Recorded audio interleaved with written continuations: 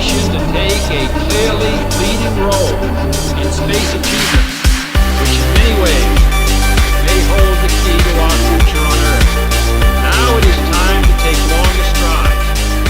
Time for a great new American enterprise. Cuando la agricultura se hizo más productiva en las postrimerías del Neolítico, las personas comenzaron a vivir en asentamientos cada vez más densos. La mayoría de los pobladores se dedicaban a tareas granjeriles, poseyendo a grandes rebaños, así como también a la recolección de frutas y verduras. Con el pasar del tiempo, la capacidad productiva llegó al punto que era posible tener más alimentos, artilugios, cerámicas y otros objetos de los que eran necesarios para subsistir. Y entonces ese exceso de bienes trajo como consecuencia el interés de los forajidos. Los agricultores debían defender sus tierras de pueblos nómades que ansiaban saquear sus bodegas repletas de granos. Los atacantes solían secuestrar mujeres y niños, así como también aprovechaban de llevarse objetos que no se rompían fácilmente. Esto alentó a la producción de murallas que protegieran las aldeas, lo que luego fomentó la aparición de las primeras ciudades, tales como la famosa Çatalhöyük, ubicada en la península de Anatolia, al sur de la actual Turquía. Y se estima que posiblemente comenzó a construirse hacia el año 6500 a.C. Una de las zonas geográficas que propiciaron el surgimiento de los más elaborados asentamientos fue la llamada Creciente Fértil, territorio que en forma de media luna se extendía desde el Golfo Pérsico, pasando por las llanuras de los ríos Tigris y Éufrates, hasta terminar en Egipto. La aparición de estos complejos urbanos produjo la aparición también de las primeras civilizaciones, y con ellas llegó, por fin, la tan esperada etapa histórica, toda vez que sus fundadores dejaron testimonios escritos de los hechos más importantes ocurridos durante sus vidas. De esta forma, los historiadores establecieron el año 3200 a.C. como el punto inicial de la historia, ya que hacia esa época, los sumerios, ubicados en el actual territorio de Irak, inventaron la escritura. La zona ubicada entre los ríos Tigris y Éufrates se conoce con el nombre de Mesopotamia, término griego que significa entre ríos. En el lugar se formaba un lodo conocido como légamo, con materias orgánicas muy fértiles para la agricultura. ¿Por qué algunos pueblos evolucionaron a ciudades y de ciudades a esplendorosas civilizaciones, mientras que otros asentamientos no? Para algunos estudiosos materialistas, esto se explicaría por asuntos tales como condiciones climáticas o necesidades geográficas. Sin embargo, el sabio profesor Héctor Herrera era de una idea mucho más profunda. La historia, decía él, procede de una manera muy distinta a cómo se mueve la naturaleza. En la historia predomina lo imprevisto, porque ella es el reino de la libertad propia del hombre. Hacia el año 3500 a.C. llegaron a la zona de Mesopotamia los sumerios, los cuales fundaron varias ciudades, tales como Ur, Uruk y Eridu. Y de todos los grandes logros conseguidos por estas civilizaciones, dice Herrera, tal vez el más significativo para ellas mismas consistió en el orden que fueron capaces de imponer. Ese orden fue el que permitió y garantizó la vida en ellas. Y una de esas manifestaciones del orden es el derecho. Hacia el año 1800 a.C., el pueblo babilonio conquistó gran parte de Mesopotamia, incluyendo Sumeria, y entonces un rey llamado Hammurabi dio forma a un imperio cuya capital fue Babilonia, ubicada a unos 80 kilómetros al sur del actual Bagdad. Conservó el lenguaje, como también gran parte de la religión y literatura, así como también de las leyes y las artes sumerias. Contribuye a la mantención de esta serie sobre historia universal y geografía mediante una donación que puedes hacer a través del link ubicado en la descripción de este video. Tu aporte es esencial para su vigencia.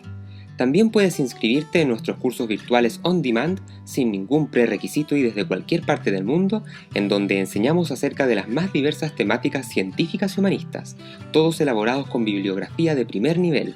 Avanza a tu propio ritmo, mirando clases con excelente calidad de audio y video. Pon a prueba tus conocimientos mediante cuestionarios de selección múltiple que puedes repetir cuantas veces quieras. Accede a artículos y otros recursos descargables, y ten acceso exclusivo para comunicarte con el instructor. Además, obtendrás 30 días de acceso gratuito a nuestra sección Premium, la biblioteca digital secreta de Patagonia Freewell. Como si fuera poco, conseguirás un certificado de finalización y otro de participación al finalizar el programa. Y si tan solo quieres ver las clases, también es posible hacerlo comprándolas en la tienda virtual de nuestro sitio web.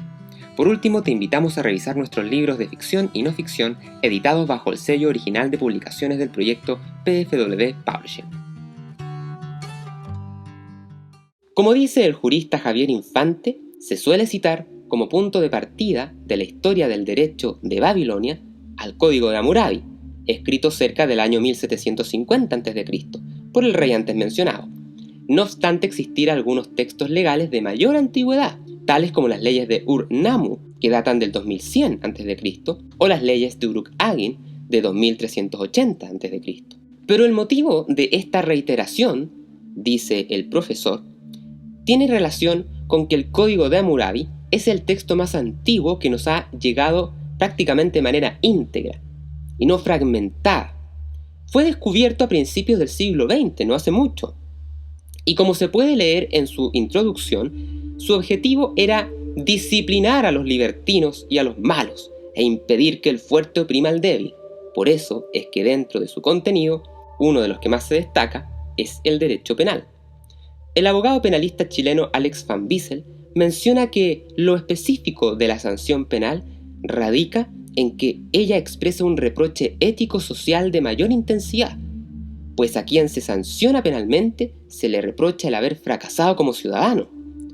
Y cita a Jelinek, quien llegó a decir que si de la historia de un pueblo cualquiera no nos hubiera quedado otra cosa que su derecho penal, se podría averiguar únicamente a través de él su grado de cultura, ético e intelectual, de igual modo que un paleontólogo está en situación de reconstruir la estructura de un animal prehistórico a partir de un hueso. En esta área del derecho, el llamado Código de Hammurabi asociaba, como se hace hasta hoy en día, ciertas conductas con una pena, de las que iban desde azotes o multas hasta la muerte por inmersión en el agua, la hoguera y la crucifixión. El código era en efecto muy severo. A los ladrones se les condenaba a muerte o se les cortaban las manos. A los hijos que renegaban de sus padres se les cortaba la lengua. Los adúlteros eran quemados en la hoguera, en tanto que las víctimas de golpes y heridas eran compensados con la ley del talión, el famoso ojo por ojo, diente por diente, que en términos más técnicos se entiende como una pena retributiva proporcional. Dicen directamente algunos artículos lo que sigue. 196. Si un señor ha reventado el ojo de otro señor, se le reventará su ojo. 197. Si un señor ha roto el hueso de otro señor, se le romperá su hueso. 229. Si un albañil, este es muy notable, si un albañil ha edificado una casa para un señor, pero no ha dado solidez a la obra, y la casa que construyó se ha desplomado y ha causado la muerte del propietario de la casa, ese albañil recibirá la muerte. Si es al hijo del propietario de la casa quien se ha causado la muerte, recibirá la muerte el hijo de ese albañil. Estos últimos artículos pueden sonar un tanto estrafalarios, pero debemos pensar que ni las grandes construcciones de este pueblo, como diría el profesor Herrera, tenían la garantía que la piedra confería en contraste a los monumentos egipcios. Al parecer, la ingeniería egipcia era superior. Otra área bastante interesante para este derecho arcaico consistió en la regulación del comercio, en donde el código fijaba precios y salarios, organizaba las caravanas de mercaderes y las sociedades también entre ellos. Estamos hablando de sociedades comerciales, imagínense hace cuántos años. También se determinaban las condiciones de préstamo, los intereses, las garantías de los depósitos, en metales y en granos.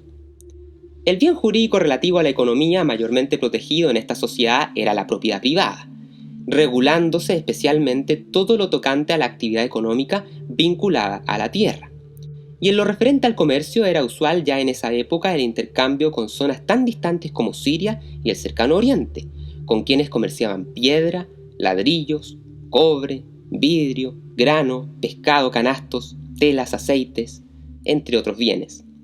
Mientras que otros historiadores modernos sugieren incluso más, que el comercio de larga distancia de la Mesopotamia llegaba tan al norte como lo que hoy en día es Dinamarca, y tan al este como China y la India, tan al sur como Nubia, y tan al oeste como el Asia Menor, Grecia y más tarde Roma. En definitiva, como lo expresan Lara e Infante, Hammurabi logró consolidar una obra jurídica de tal relevancia que incluso opaca en ciertos aspectos a la famosa ley de las 12 tablas del mundo romano dictada siglos después. Y eso es todo por hoy. Recuerda darle un me gusta a este video, donar en el link de la descripción, suscribirte y activar las notificaciones para estar pendiente de los próximos capítulos de Reivindicando la Historia. Time for a great new American enterprise. Time for this nation to take a clearly leading role in space achievement.